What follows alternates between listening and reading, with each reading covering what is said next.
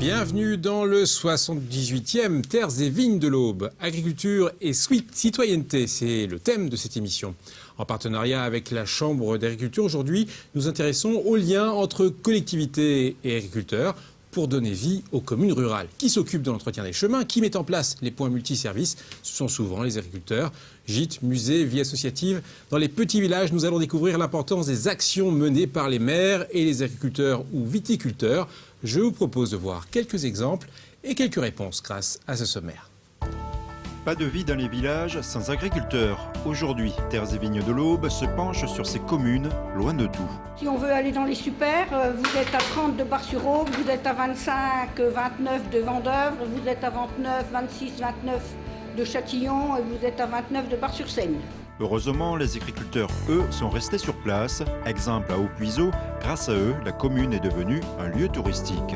Avec des musées, des chambres d'hôtes, des campings, des fermes découvertes. Pour maintenir la vie, les maires ont eux aussi un rôle à jouer. À Quinfin, la commune a aménagé un bar-restaurant multiservice. Je fais aussi les journaux, je fais les cartes postales, je fais le gaz aussi. Oui, je rends service. Conseillers municipaux et agriculteurs se rendent-ils service? Réponse durant l'émission avec aussi 3 chroniques. Comment devenir agriculteur, le retour sur l'actu du mois et le regard d'un photographe sur les agriculteurs au bois. Puis nourrir les gens, c'est quand même quelque chose de vraiment fondamental. Agriculteurs et communes rurales, un besoin fondamental? Réponse durant l'émission. Avec nous pour en parler, Gérard Hoth, vous êtes producteur de cidre et de jus bio à Haut-Puiseaux. Une passion pour la transformation de la pomme qui vous a mené jusqu'à la création d'un musée dans ce village d'un peu plus de 200 habitants. Avez-vous le sentiment que les agriculteurs façonnent les paysages des communes rurales? Oui, bonjour. Donc, bien sûr, les agriculteurs participent à ce façonnage de paysages, on va dire ça comme ça, bien sûr par l'entretien, par les plantations, dans mon cas, de vergers, de pommes à cidre. Donc vous avez forcément un paysage qui sera spécifique au Pays d'Hôte grâce à ces pommiers. Et concrètement, est-ce qu'ils participent aussi à l'entretien? Je pense aux forêts, les chemins, quand on va se balader en tant que citadin, voilà, quand on va se balader à Haut-Puiseaux, est-ce que c'est grâce à vous qu'on peut cheminer, tout simplement? C'est-à-dire que l'on peut se promener dans les vergers, tout à fait, et d'ailleurs on a une demande très forte pour les visiter. Nous tenons maintenant à organiser des visites pour les groupes, justement, de vergers, parce que les gens demandent ce côté verdoyant des pommiers, et en plus avec le soleil en ce moment, on va avoir vraiment la floraison. Louis Ménétrier, l'entretien des agriculteurs, notamment en hiver à Quinfin, c'est vraiment très, très important. Tout à fait. Alors, bien sûr, il y a majorité l'entretien de la forêt, bien sûr, pratiquement toute l'année, puisque c'est souvent des agriculteurs, des entreprises de travaux agricoles qui font la majeure partie de ce travail, et donc ça crée des emplois. Et lorsqu'il neige? Et lorsqu'il neige, c'est un agriculteur d'un village voisin qui vient nous dépanner, qui vient déneiger. Voilà. Ça va jusqu'à des travaux pour faciliter la qualité de l'eau, quelque part, non? Oui, effectivement, on va voir des images d'épandage de boues. Les boues, en fait, des boues de stations d'épuration, pour être précis. Alors, ça ne vous concerne pas directement, Gérard Hoth, mais en tant que représentant un peu du monde agricole, quel est le lien, est-ce qu'on peut expliquer au grand public, le lien entre l'épandage des boues, des stations d'épuration, et les agriculteurs? Je dirais que l'épandage des boues fait partie du mal nécessaire du grand cycle de l'eau. Donc bien sûr, il faut que ce soit sous contrôle très rigoureux pour éviter toute toxicité des sols. Mais je pense qu'il faut de la surface, donc l'agriculture doit correspondre à ce besoin. Mais sans vous, sans les agriculteurs, on ne saurait pas quoi faire de ces résidus des stations d'épuration. C'est vrai que ça serait très délicat. On a quand même la qualité des eaux à respecter et je pense que c'est une matière qui est difficilement recyclable. En tout cas, le cycle de l'eau potable, c'est un peu grâce aux agriculteurs, voilà ce qu'il faut retenir. Donc voilà donc un acte citoyen. Et Christian, afin de vérifier l'importance des actions citoyennes des agriculteurs dans les villages de l'Aube, vous vous êtes rendu sur place? Oui, direction les villages de Quinfin et Haut-Puiseaux, là où se trouvent nos invités. Alors maintenir la vie dans ces communes, c'est un peu l'affaire de tous. On a vu des exemples à l'instant et je propose de découvrir des exemples d'initiatives locales, en quelque sorte, menées par les maires, les habitants et bien sûr les agriculteurs. Quelques exemples. Ici, à Quinfin, chaque habitant participe à la vie du village. Nicole aère l'église. Pour que le soleil y rentre et avant que les hirondelles soient là, parce que sans ça, les hirondelles, elles rentrent et elles font des nids dans les arcades. Depuis le début du siècle dernier, le nombre d'habitants est descendu de près de 600 à 200. Afin d'arrêter cette érosion, Louis, agriculteur à la retraite sans descendant, a préféré vendre sa ferme à une famille plutôt qu'à une grande maison de champagne. Un paysan, un agriculteur, ne pas l'oublier, donc un homme du pays, il est quelque part attaché à sa terre. Si c'était une grande maison, je pense que c'est beaucoup plus industriel, impersonnel. Pour créer du lien, le maire de Quinfin a racheté et aménagé un bar, épicerie.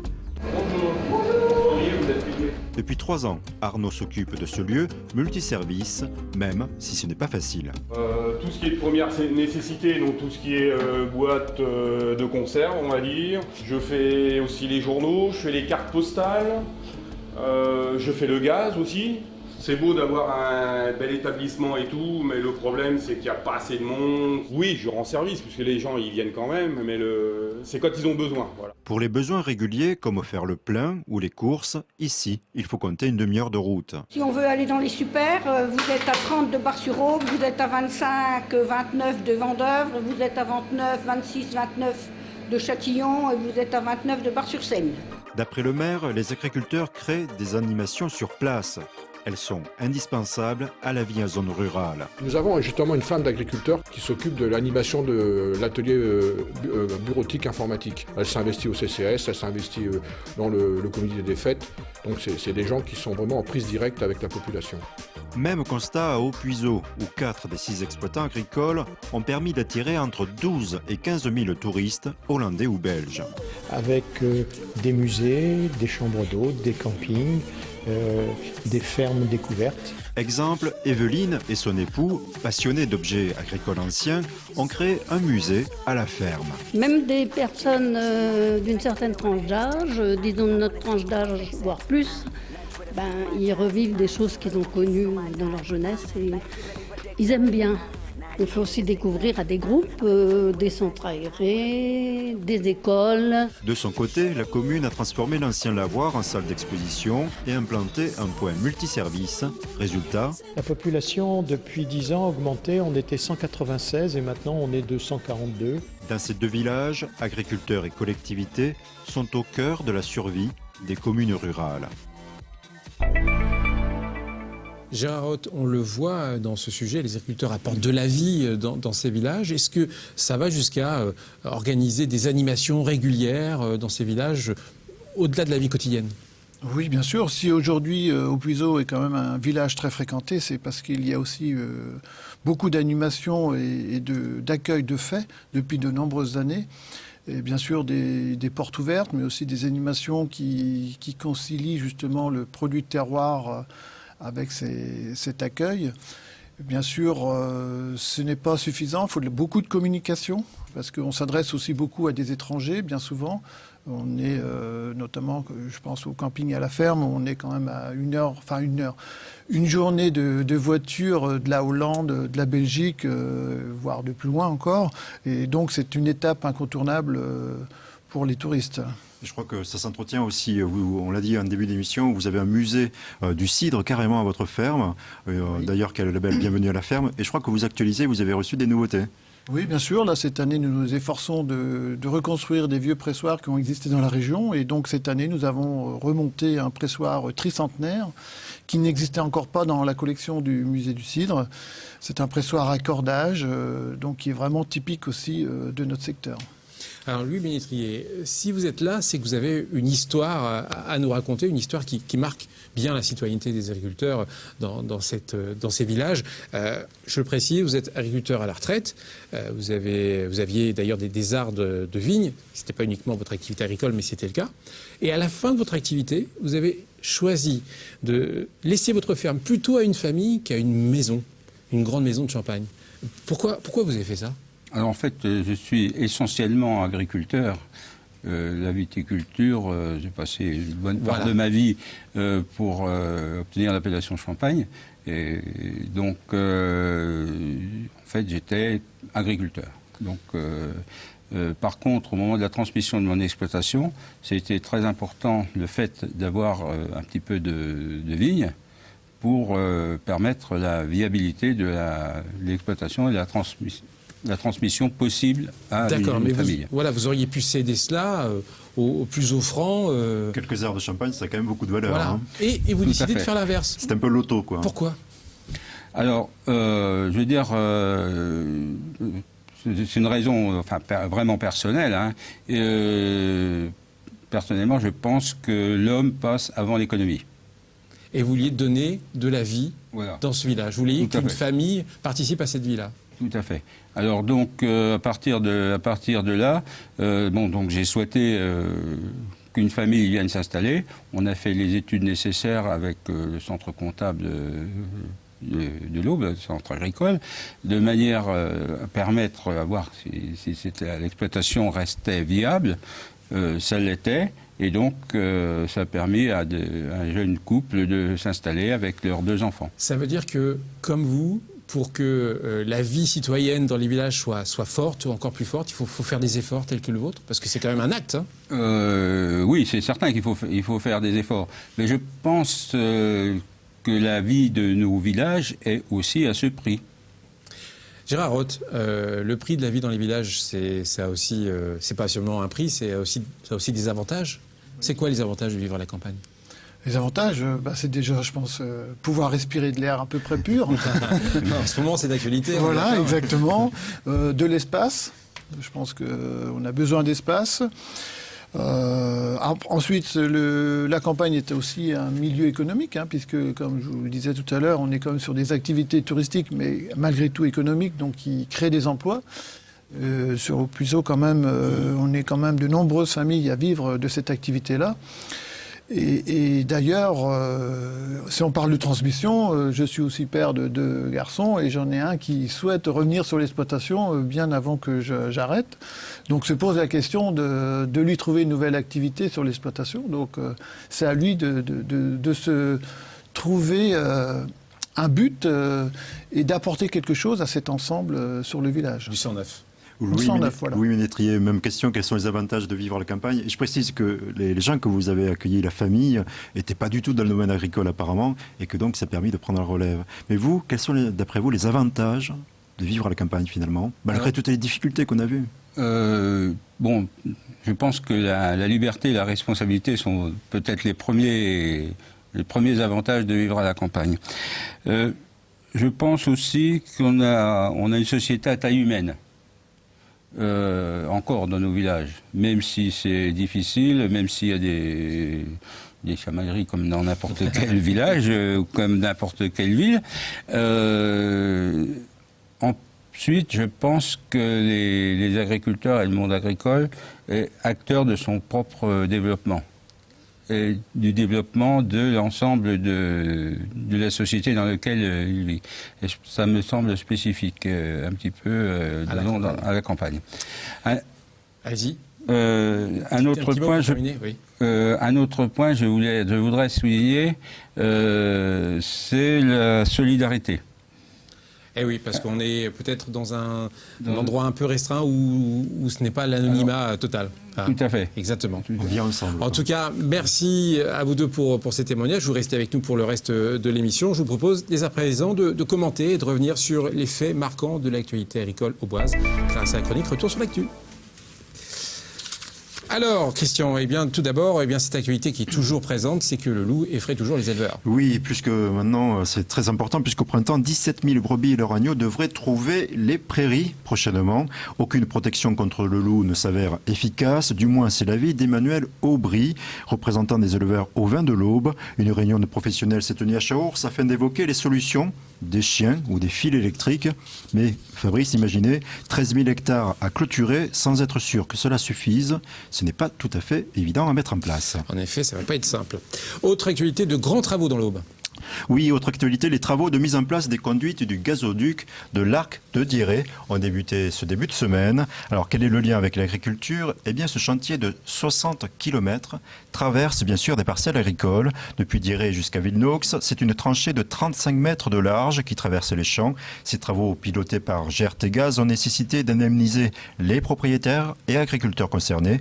D'ici un mois, les travaux devraient prendre leur rythme de croisière à raison de 800 mètres par jour. Et je crois que vous avez des sujets un peu plus festifs qui s'adressent au grand public dans ce retour sur l'actu. Oui, et des sujets gustatifs même. C'est Oui, tout d'abord, un retour sur le salon de l'agriculture où le terroir de l'Aube était présent.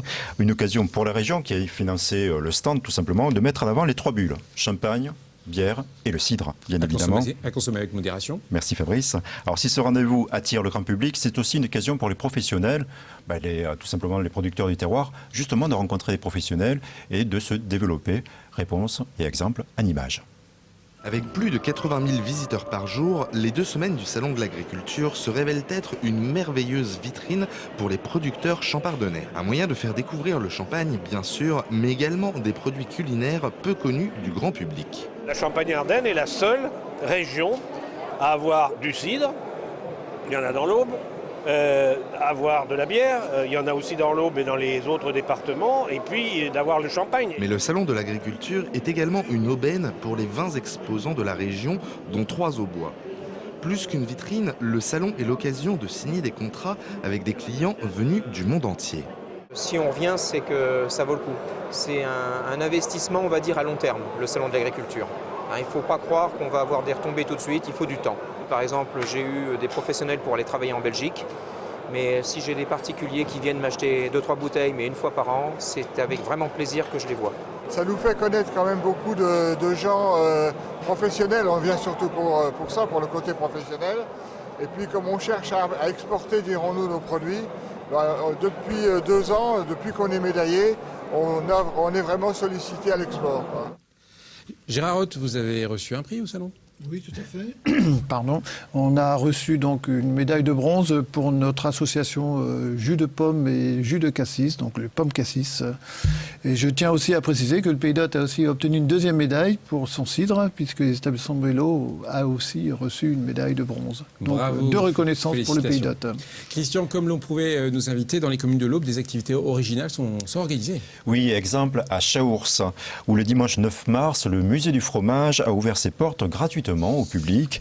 Alors, au cœur du village, près de l'église, à Saint-Saint-Pas, plus d'une centaine d'objets anciens sont visibles. Des nouveautés agrémentent ce musée régulièrement, comme des bancs de bergers ou des écremeuses. À voir ces images, ce sont surtout les dégustations de la fin des visites qui ont donné le sourire en quelque sorte.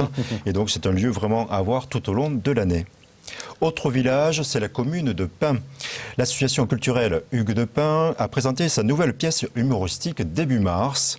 Les acteurs ont interprété une comédie signée Gilbert Leroy, intitulée cette année « Même pas peur ». Ce spectacle s'inscrit dans une tradition qui dure depuis presque 20 ans. Comme à chaque fois, l'auteur puise son inspiration dans le terroir local. Les 12 comédiens appuient ensuite sur le ton décalé et drôle du spectacle. Et surtout, Fabrice, un spectacle en zone rurale, sur le monde rural. Oui, toujours sympa, toujours sympathique. Alors, est-ce que ça vous dit un petit déj fermier pour bien commencer un week-end ? Quand il s'agit de gourmandise, je suis toujours partant, vous savez bien. C'est pour ça que je suis dans cette émission. Alors, écoutez bien, dernier rendez-vous, c'est la 2e édition de Agri Citadine, organisée par Terres et Vignes, le Comice agricole, les GIA, CAPSE, le concours de la ville de Troyes. Le slogan de cet événement est le suivant: qu'à la campagne s'invite en plein centre de Troyes. Ce sera à Fabrice le samedi 12 avril de 9h à 14h. Vous pourrez donc déguster des produits locaux sur place, participer à des jeux concours, bref, rencontrer des producteurs locaux. Je serai au rendez-vous. Merci Christian pour ce retour sur l'actu. Maintenant, on retourne à l'école dans la chronique Comment ça marche ? Et justement, dans la rubrique Comment ça marche, il s'agit de l'orientation scolaire. Oui, c'est un sujet d'actualité également, puisque les collégiens et lycéens doivent choisir pour leur avenir quelle formation suivre. Et c'est en ce moment, et pourquoi pas, certains sont peut-être intéressés par les métiers de la nature, donc que ce soit l'élevage, la viticulture, la forêt ou bien encore l'agriculture. L'Aube est plutôt bien dotée en établissement scolaire, et je propose de voir comment ça marche pour s'orienter vers les métiers de l'agriculture.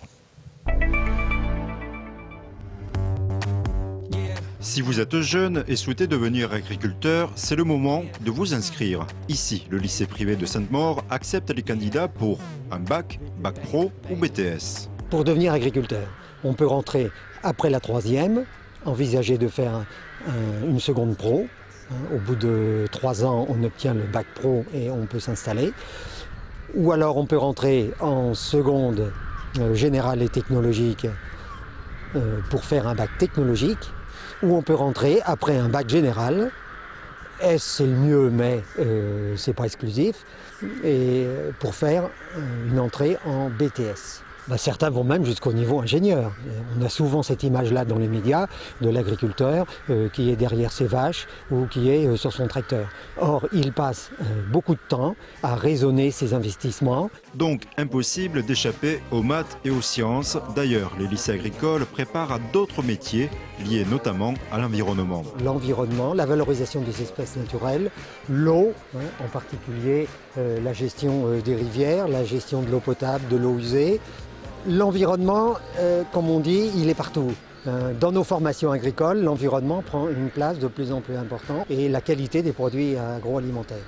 Les paysans ont disparu. Ici, les étudiants suivent une formation théorique et pratique en contact avec la nature. Je suis arrivée en 3e ici et j'avais les choix des filières pro ici. Puis j'ai vraiment beaucoup aimé cette ambiance d'aménagement qui se trouve dans ce lycée. Et du coup, voilà, je l'ai pris.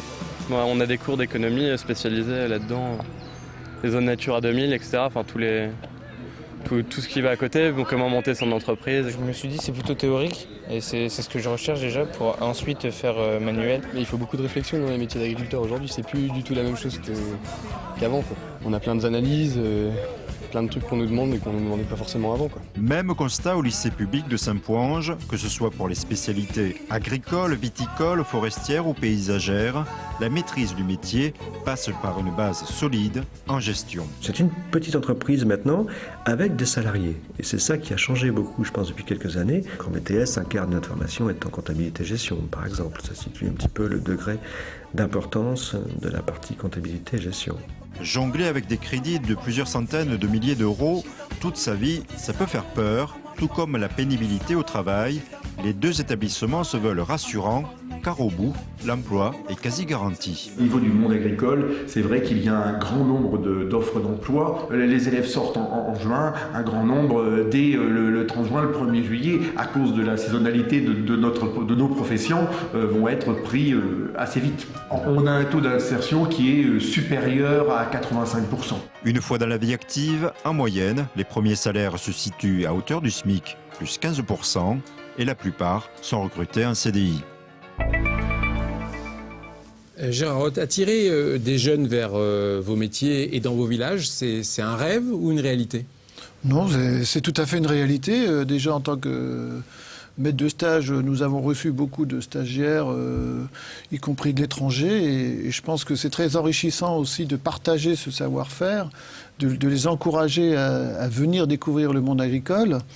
Le secteur agricole, je pense, est un secteur très vaste puisqu'on va de la production, de la transformation, de la commercialisation en passant par tous les secteurs technologiques de pointe d'aujourd'hui. Donc ça suppose quand même avoir beaucoup de compétences très diverses. Et ça, c'est aujourd'hui incontournable. Et Fabrice, juste un mot, une précision pour ceux qui veulent acquérir ces compétences. Il y aura une journée portes ouvertes le dimanche 6 avril au lycée Sainte-Maure.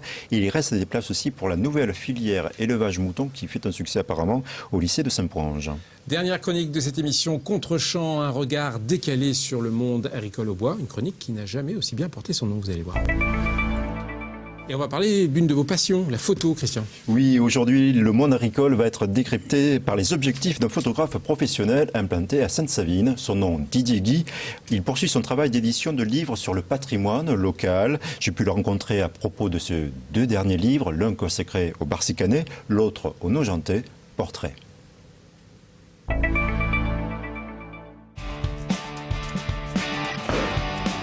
Didier Guy est un photographe professionnel. S'il parcourt le monde lors de stages, il met aussi en valeur des créations auboises. En 2011 et 2013, il a choisi d'éditer des livres consacrés au département, des photos inspirées par les paysages agricoles. La terre nourricière, c'était un petit peu l'idée au départ aussi, c'est-à-dire que le monde agricole, c'est celui qui nous nourrit, donc c'est important. On sent aussi la solitude de l'agriculteur. Ici, cette richesse, voilà. Alors bien sûr, il y a des agriculteurs qui ne vont pas être contents qu'on montre une photo du champ de blé avec des coquelicots, mais bien sûr, il y a toujours aussi le côté poétique des choses qui m'intéresse. Celle-ci me plaît beaucoup aussi parce qu'en fait, c'est les cultures de peupliers et c'est aussi intéressant, ça enrichit le paysage, bien sûr. Didier Guy est aussi parti à la rencontre des hommes et des femmes qui façonnent ces paysages, les agriculteurs et les viticulteurs. À Fontenay-de-Bossery, j'ai rencontré une femme agricultrice très sympathique, très accueillante. Et puis en plus, elle aimait vraiment son métier. Donc le fait qu'elle aime son métier, ça m'intéresse, ça m'interpelle quelque part, parce que c'est pas tout le monde qui aime son métier. Ce qui m'a d'ailleurs surpris et vraiment que j'ai beaucoup aimé, c'est la disponibilité que les gens m'ont accordé, notamment les agriculteurs. Les agriculteurs m'ont consacré du temps. Ils se sont montrés très disponibles et très ouverts. Ils se sont aussi intéressés à mon métier, à ce que je faisais. On a eu un échange qui était vraiment fructueux. Vue aérienne ou au sol, côte des Bars ou Nogentais, près de 10 000 photos ont été rassemblées durant 5 années. Une production à la fois riche et variée, tout comme l'agriculture auboise, omniprésente. Tu vois, là, je voulais montrer les différentes sources d'énergie, le colza, tu vois, avec la ferme. Le colza et les panneaux solaires, là. Ça c'est pour les panneaux solaires que j'ai fait cette photo. Dans la côte des Bars, évidemment, puisque le sous-titre du livre c'est Vignoble, Champagne et patrimoine, donc bien entendu le monde agricole a une grande importance, mais également dans le livre sur Nogent, j'ai réservé un chapitre complet sur l'agriculture, puisque si vous voulez c'est quand même une plaine agricole avec aussi des entreprises comme Soufflet à Nogent qui sont aussi très importantes. Ouais. Ce sont des métiers qui sont fondamentaux, c'est l'essence même de la vie en fait. Construire pour se loger et puis nourrir les gens, c'est quand même quelque chose de vraiment fondamental et très important. Et je pense que le milieu agricole ne communique pas suffisamment. Didier Guy a apporté sa contribution pour la mise en valeur de la terre nourricière auboise. Ses livres, parus à compte d'auteur, sont édités à plusieurs milliers d'exemplaires. Voilà, c'est la fin de Terres et Vignes de l'Aube. Merci pour votre participation. Le mois prochain, on consacre l'émission à l'opération Un dimanche à la campagne. C'est à ne pas manquer. Au revoir.